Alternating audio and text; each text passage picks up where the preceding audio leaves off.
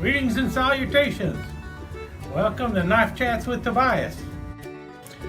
Not sure where I'm going to go with these two. These are two Queen knives that I got. They're both basically a bird and trout type of knife or a small hunter in the winter bottom bone. These are definitely the last two Queen knives that I'm probably going to pick up out of China. Probably should never say never, but I seriously doubt I'll pick another one up, another Queen knife up out of China, which is not a problem because if you haven't heard, Smoky Mountain Knife Works, the folks who currently own the trademark for Queen and Queen City, are finally able to move the production back to the United States. So Queen knives in the future will once again be getting made in the United States. I'm not sure who will be making them for them. I don't know if they're going to be able to do it through Great Eastern, if it's going to be Buck Knives, or if it's going to be Bear & Son.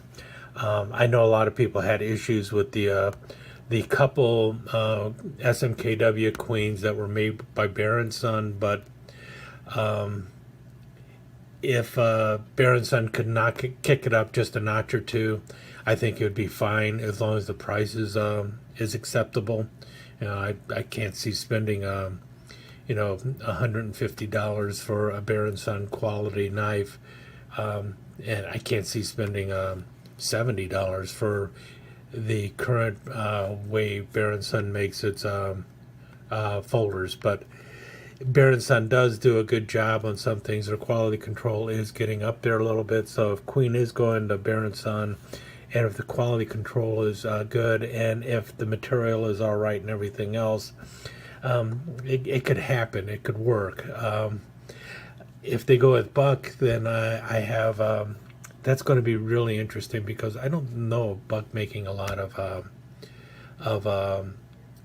their own pocket knives in the United States anymore. If it's Great Eastern Cutlery, they're going to be so pricey that I don't know how many of them I'll buy, but I might consider it then. But in any case, that's just where I'm at with all this. I don't know how I'm going to do this for the channel. I picked this one up because I saw it on RJ Knives. He picked it up and he gave a review of it.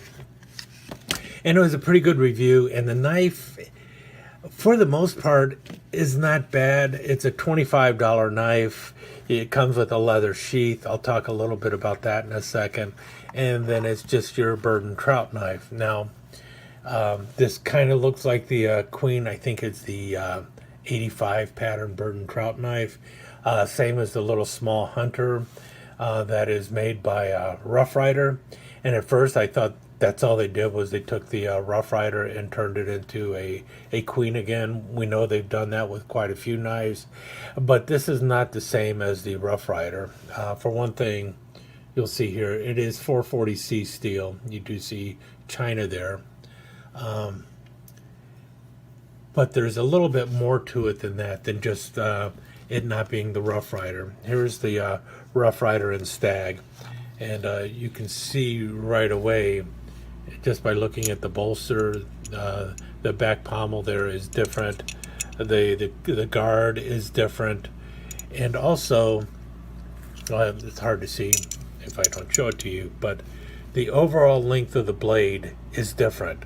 Same with the overall length of the knife. The knife is a little bit shorter, and the blade is definitely shorter by almost 1/4 of an inch compared to the one on the Rough Ryder. So definitely a smaller bird and trout knife.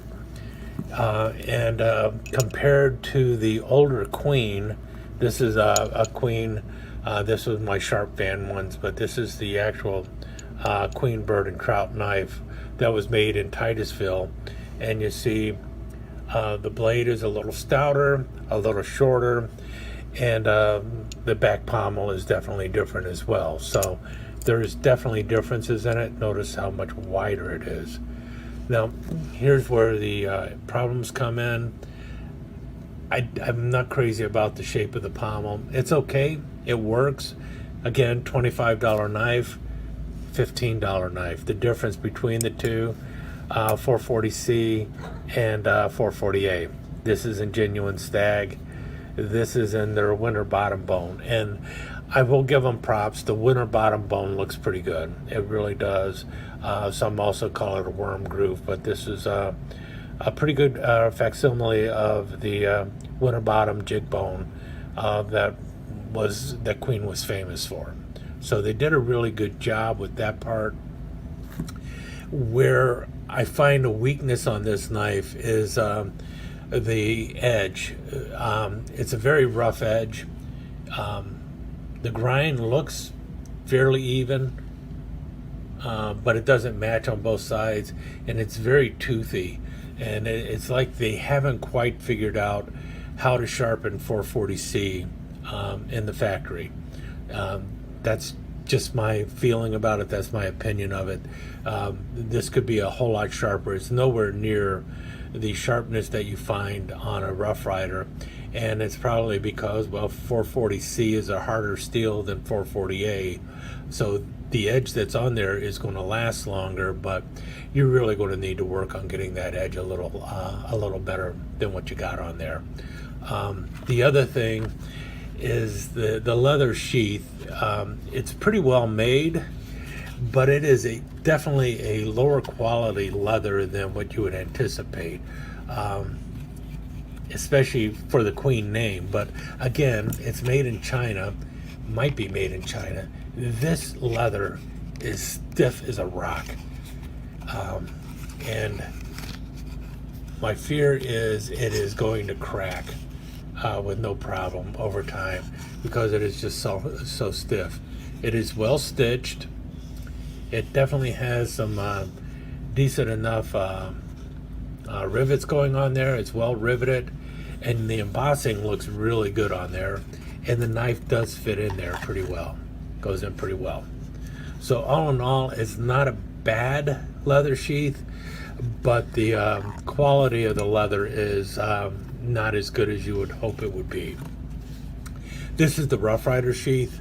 No rivets, but I tell you, this leather feels a little softer, a little more supple, and seems like a better quality leather than what's on here. Now, this is the older Rough Ryder sheath. The newer Rough Ryder sheaths, not nearly as good as this either. So the quality of the leather is lower.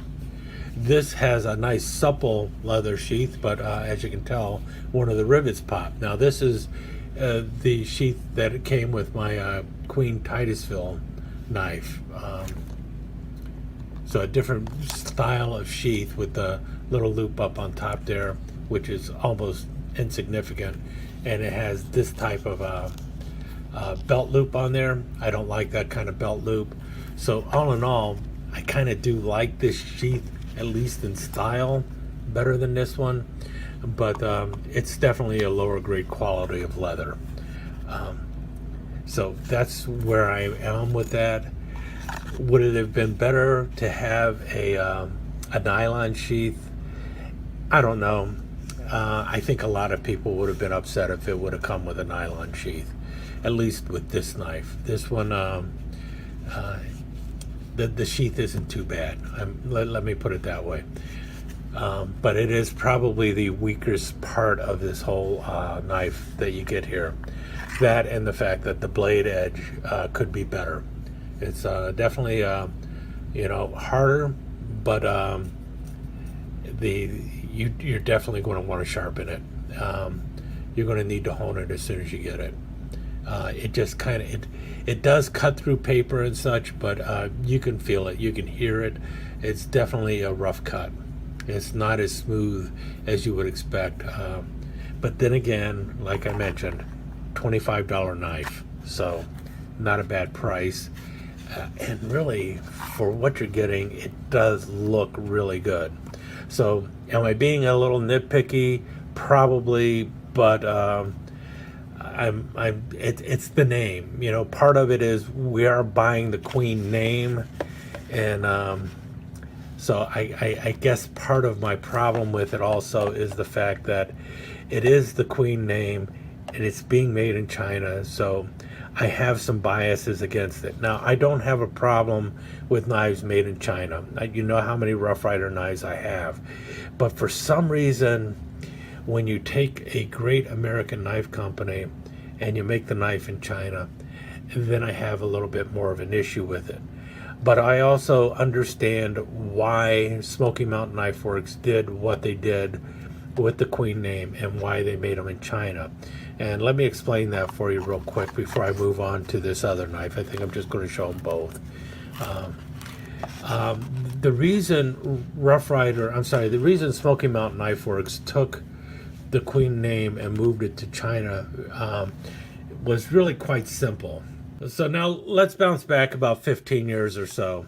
A company by the name of Servotronics basically owned Ontario and Queen. The relationship between Ontario and Queen is kind of mushy in my brain. I can't remember all the details of it.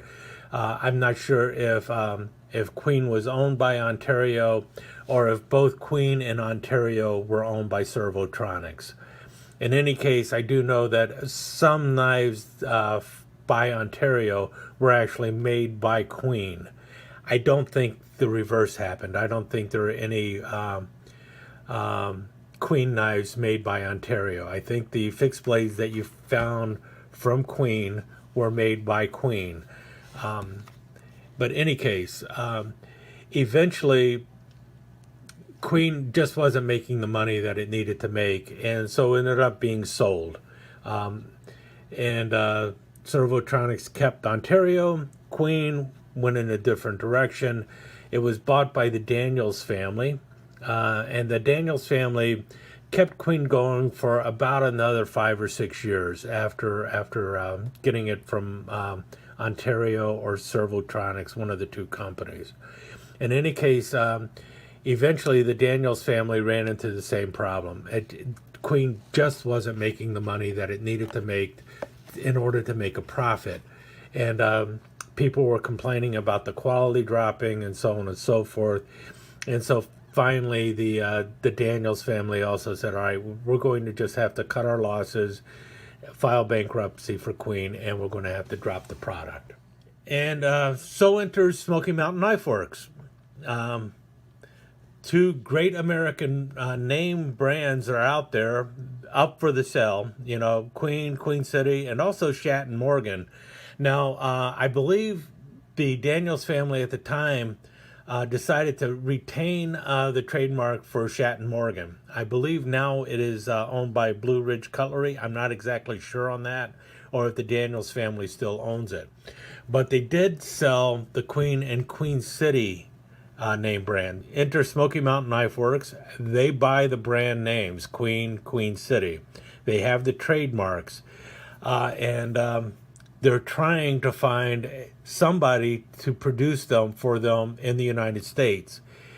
They're reaching out to numerous companies, including Great Eastern Cutlery, from what I understand, Buck Knives, and there's just contract disputes and everything else about how it's going to happen and everything. I don't know if they were also reaching out to Case. They may have even been reaching out to Case for it. I don't know. But in any case, you know, those are trade secrets. What I do know is a couple years pass and suddenly the trademark is in jeopardy. And it's like, all right, you need to produce something now or the trademark, you're going to have to relinquish the trademark and it's going to go on the free market again. Somebody else is going to buy it. So immediately they just say, all right, we're going to produce some knives under the Queen trademark and the Queen City trademark. And that's why you ended up getting a couple prototype knives coming from Bear & Son with the Queen trademark very quickly, followed by these Queen and Queen City made in China knives. It was basically, we have to produce something until we can find a U.S. maker. And apparently they have found a U.S. maker now. And so they will be moving Queen and Queen City back to the United States. But in the meantime, you have about 3 or 4 years of Queen knives being made in China. This is something that these hate China people have to kind of grasp. Sometimes companies have to do things that they don't want to do in order to survive. And that is something that Buck did. Why Buck ended up making knives in China. It is why Camillus started making some knives in China. It's because it's like we either do this so that we can get through this rough spot, or we fold. Camillus moved a little too slow. Buck made it in time. Buck's still around, even though they do have to still produce some things in China. Smoky Mountain Knife Works makes other knives in China, and because of that, they will possibly be able to finally get Queen and Queen City back to the United States. So if you've been looking forward to getting a Queen or Queen City knife made in the United States, you need to also thank Rough Ryder, because if Rough Ryder is partly making it possible for that to happen, because the trademark is owned by Smoky Mountain Knife Works, and it is because of their volume sale of Rough Riders that they might be able to finally get Queen back into the United States. Any case, that's just some of the things that are running around in my head. Let's take a look at the other knife in the back here. I'm not as pleased with it. Okay, slight correction. The knife is pretty cool. The sheath I'm not that fond of. You heard what I had to say about this sheath, which is not bad. This other sheath, that's a different story entirely. Any case, let's get it out of the box and you can see it. This is another Queen fixed blade, and it's kind of a funky looking one at first. And here's the sheath. Let me just get the sheath out of the way right away. The sheath is a little softer, a little more supple. Maybe that's just because it's longer. But if you notice, the knife doesn't fit the sheath too well. I'm going to show you another knife in a minute that fits the sheath even better. But to get that knife all the way in there, it's almost impossible. And even if you look at the pictures online of this sheath, the knife is in there like so. And if you notice the handle here, it's kind of loose in that. So this sheath is not actually made for this knife. And I really, and you notice this thing about the snap, the retaining strap up here, it's not riveted in place. It just moves freely, which also is a problem on there.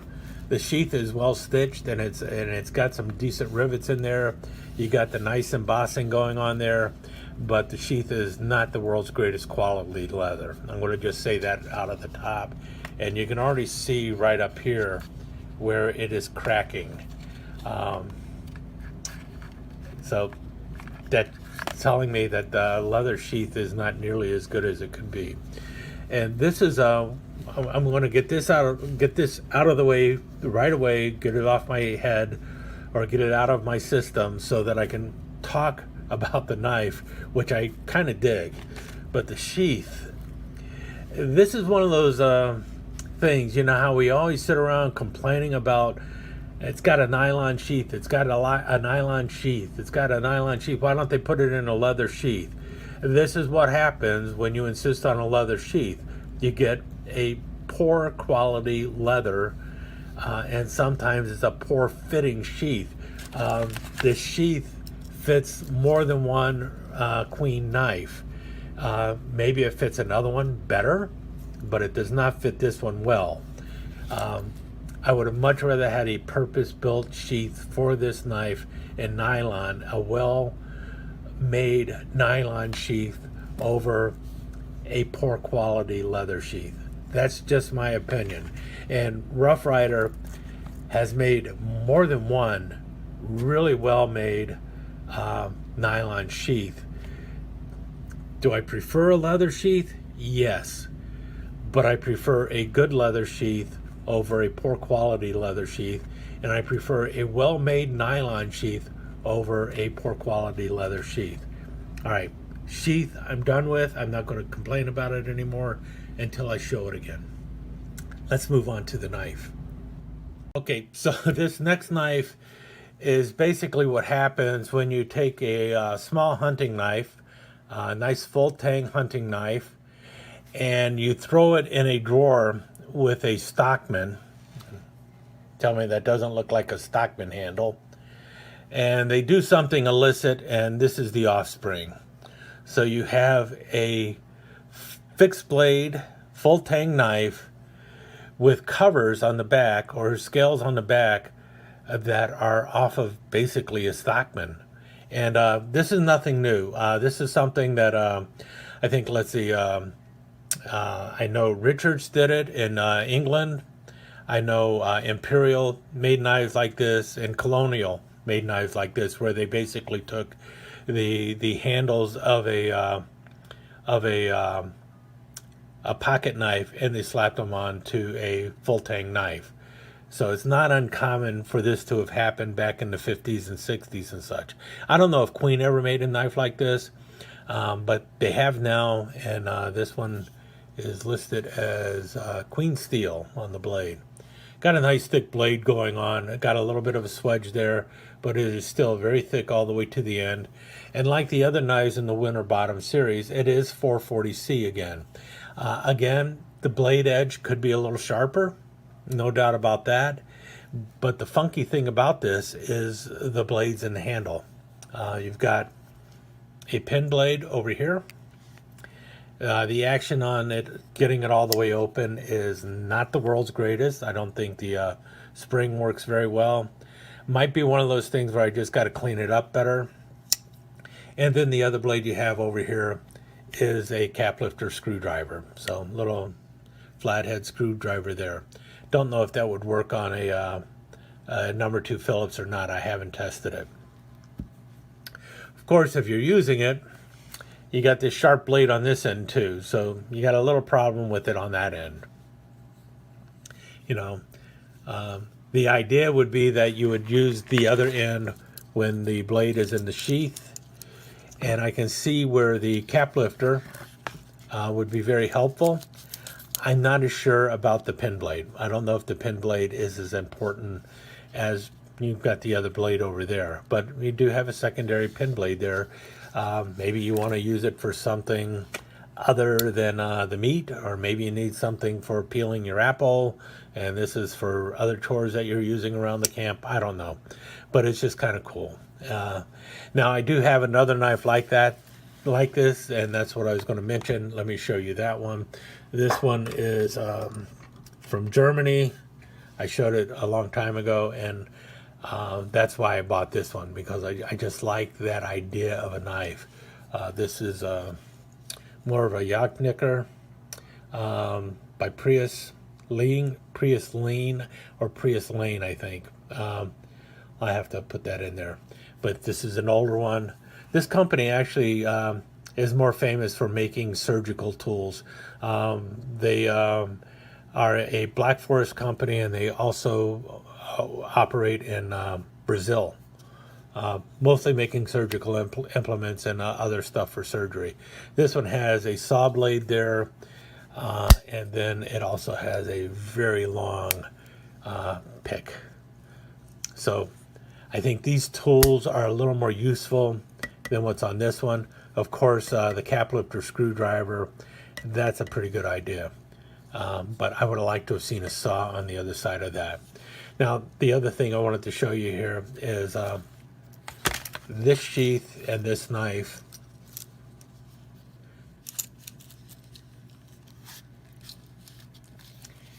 actually fits better, because this blade is coming all the way down to there, but it's fitting into this sheath. This part is not this is not part of the blade. That's actually the cross guard or the hand guard. And it fits better. It fits all around better than the knife that came with the sheath. So, and I don't have a sheath for this knife, so I might end up using this sheath for this knife because it fits so much better in there. And this leather will stretch a little bit, and it'll even be better. See, the whole sharp portion is covered.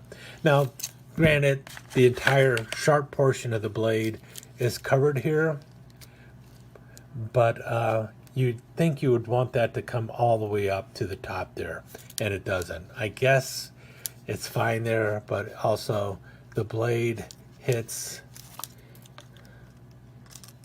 right there.